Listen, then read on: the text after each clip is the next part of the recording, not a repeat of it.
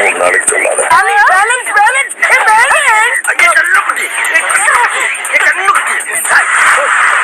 உள்ள வந்து இன்னைக்கு ஒரு புதிய எல்லாரும் வாங்க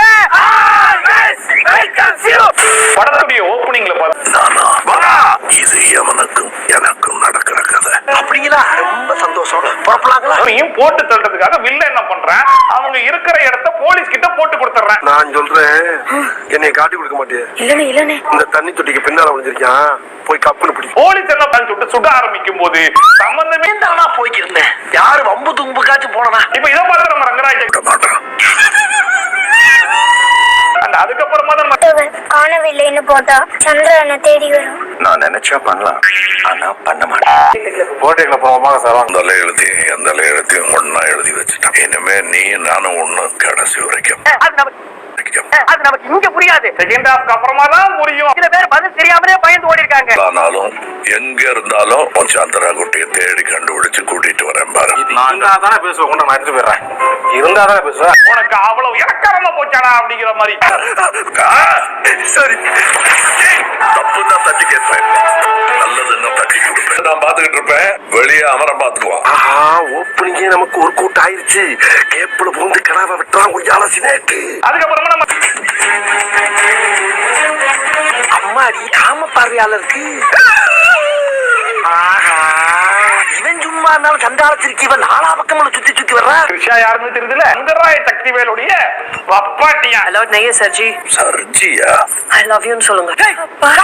அவரு சக்திவேலு சும்மா பாத்துட்டு போறாரு. இல்ல, நம்ம ரங்கராஜ் சக்திவேலுடைய பொண்ணு வயசுல அது த்ரிஷாவே இருக்கு. அப்போ எப்படி இப்படிப்பட்ட ஒரு கொலாபரேஷன் அப்படின்னு சொல்லி கேட்டா அங்கேயும் ஒரு ட்விஸ்ட் வச்சிருக்காங்க. உன் பேர் சந்திராவா? புரிஞ்சு போச்சு. இது நீயா? இது உங்க அண்ணனா? அது தெரியாம தான்டா நான் பல வருஷமா முழிச்சுக்கிட்டேன். உனக்கு வேணுங்கிற சந்திரவா இருந்தா அப்ப காப்பாத்தி கூட்டிட்டு போயிருப்பியா? தென்னையில இறந்தவனுக்கு திடுக்குன்னு வந்துச்சான் கல்யாணங்கிற மாதிரி. இப்படி ஒரு வாய்ப்பா மாதிரி சொல்லுங்க. இதெல்லாம் நியாய தர்மம். இதெல்லாம் கூட சொல்லி அடம் பிடிச்சது மட்டும் இல்லாம அடம் போடுங்கய்யா, உன் பக்கத்துல உட்கார்ந்து தப்பா போச்சு. அந்த லாஸ்ட்ல எனக்கு ஒரு சீட்டு போடுங்கப்பா. அதையும் பாருங்க.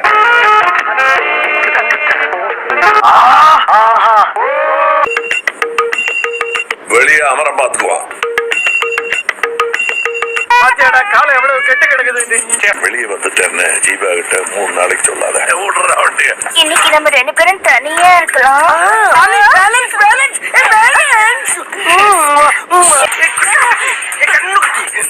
என்ன மாதிரி அடிக்கிறாயா? உக்கிரவாதி இதெல்லாம் வருவாங்க. எனக்கு இது அப்படி வச்சுக்கிய.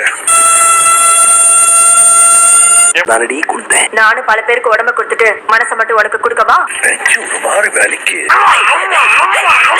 ஆனா இந்த சக்திகள் அது போது இருந்த கட்டைக்கு. சக்திவேலு அங்க கொதிக்கி பாரு, தூக்கி அறிக்கவே போடான்னு சொல்லுப்பா. அப்பதான் போவேன் நான். போட கருவாயா? அப்படி சொல்லி எப்படி இருக்கு? அதுக்கு அப்பாட்டியை கூப்பிட்டுருப்பாப்ல. அந்த இந்திராணியும் கிளம்பி ஆனா ஏன் தாய் அவர் தான். அட போங்கடா. இனிமே நீ நானும் ஒண்ணு கடைசி வரைக்கும். ஐயா இப்ப எனக்கு நல்லா புரிஞ்சிச்சு. மன்னிச்சிடறேன். அவன் எப்பவுமே இப்படிதான். இலை முழுக்க தடுபடுவா விழுந்து வைப்பான். மூலையில கொஞ்சம் பீய தடவி விட்டுருவான். கர்மம் என்ன இப்படி நாருது? முழுக்க தடுபடுவா விழுந்து வைப்பான். மூலையில கொஞ்சம் பீய தடவி விட்டுருவான். உங்க அப்பா நானும் என்னென்னமோ புழுகுறாங்க. யாரு என்ன சொன்னாலும் நம்புறாங்க. பயமா இருக்கு. சோழி முடிச்சு. ரங்கராஜ சக்திவேல் சூப்பரப்ப காட்டிட்டான்டா. அவன் விசுவாசத்தை காட்டி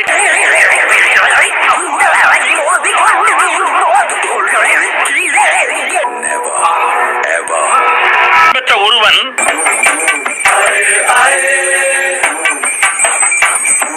கண்டுக்காதீங்க.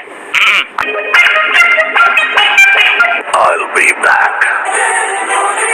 குழப்பம் முடிவு பண்ணிட்டீங்க. அதான் கிடையாது.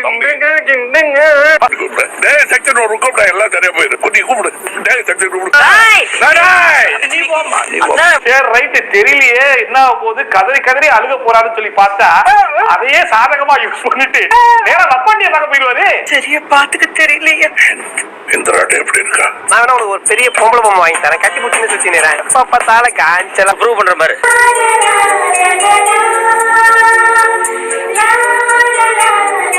பாத்தீங்களா யார பாத்துட்டு போற? உன்னை கூட்டிட்டு வந்தாரு எனக்காக கூட்டிட்டு வந்த உன்னை அவர் ஒளிச்சு வச்சுக்கிட்டாரு. அவர் தான் என் கிட்ட இருந்து உன்னை கடத்திட்டாரு. புரியுதா? புரிஞ்சா நான் ஏன்டா இன்ட்ரெஸ்டா ஒரு டைம் முடிஞ்சது. வா என்ன பண்றாங்கன்னு பாத்துட்டேன். சூட் அவுட்ல மாட்டிக்கிட்டேன். அப்பா அண்ணன் 2 பேரையும் இழந்து அனாதையா கிடந்தேன். இவரு தான் காப்பாத்தினாரு. போயிட்டே இருப்பான். இப்படி தூக்கம் வந்துரும். அதுக்கு